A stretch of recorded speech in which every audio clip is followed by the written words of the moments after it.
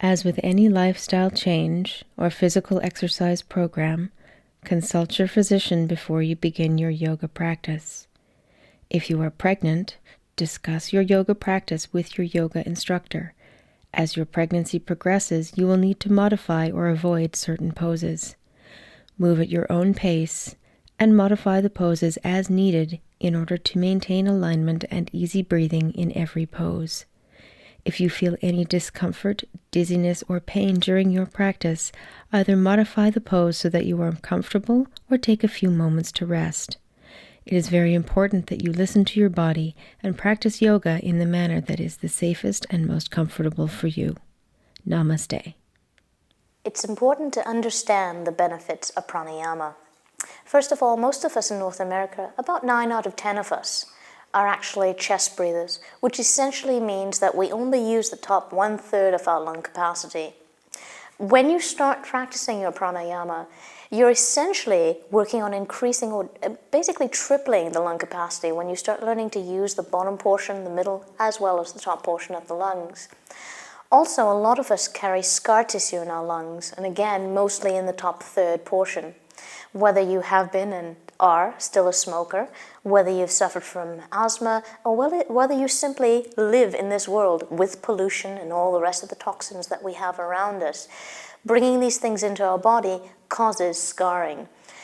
As a result, when you practice your pranayama and the breath starts to go into the undamaged tissue of the deeper portions of the lungs, you start to increase your VO2, or basically increasing your oxygen capacity. As you increase the oxygen, the metabolic rate increases, the digestion, elimination, and all the rest of the other body functions will actually benefit. As a result, the body tissues of the body and all of the systems increase. There are some basic guidelines to follow when you're practicing pranayama. First of all, it's best to be in a room temperature area. So not a place that's too hot or too cold. If it's too cold especially, the bronchioles and lungs and all the little capillaries and whatnot, they'll all shrink and you'll find it difficult to breathe. Also, for those of you who suffer from mild asthma, some of you will find it difficult in a colder or warmer environment, and that can actually bring on an asthmatic attack. So choose a room temperature, somewhere where you're comfortable. Also, you probably want to blow your nose before you start. The movement of the air through the nostrils, through the mouth, if that's what's required for that breathing exercise, is the priority. So breathe clearly, breathe smoothly. If for some reason your sinuses are clogged up on a particular day, it's okay to skip your practice on that day. If you try to force the air in, you're going to tense the body and you're not going to gain the benefit. So long as the airway is clear, you can practice. The other thing we need to look at is, how are you going to sit during your pranayama practice? Some of you may have less flexibility, some of you may have more flexibility. So today I'm going to give you a few seating positions. Depending on your flexibility, if you are flexible enough to sit on the floor, you can sit with your feet crossed, however they're comfortable, just one in front of the other. If you're a little bit more flexible than that, you can lift the front foot and bring it up into the hip joint. This is a position that's called half lotus.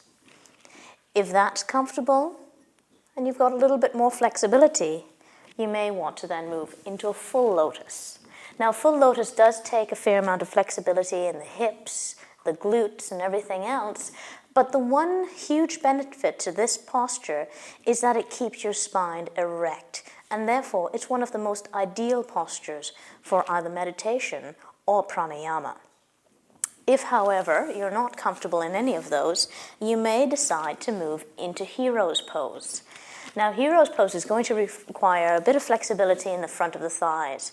Essentially, the heels are going to go to the side of the hips, and you're going to sit down on the floor between your feet. If you're not as flexible, however, you can use a cushion or a foam block and just slide that underneath you and have a seat. With a little less flexibility, you can just simply increase the cushioning, sliding it underneath you and having a seat.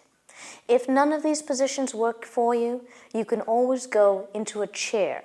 But if you choose to sit in a chair, sit with your back upright. So instead of choosing a really comfy chair that you sink into, choose a straight back chair.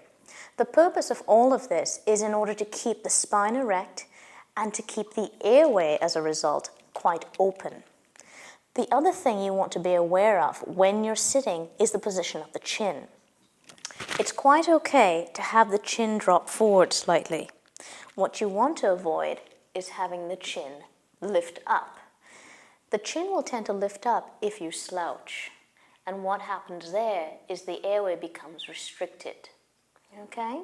So if you find sitting completely erect a little bit tough, just simply drop the chin slightly. I hope you enjoyed this introduction to pranayama. And remember, your practice is just that.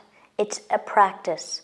It takes time to perfect the pranayama, and you may start off with a couple minutes, a couple breaths a day, and over time you'll move into 10 minutes, 20 minutes, what have you, whatever is comfortable for the body.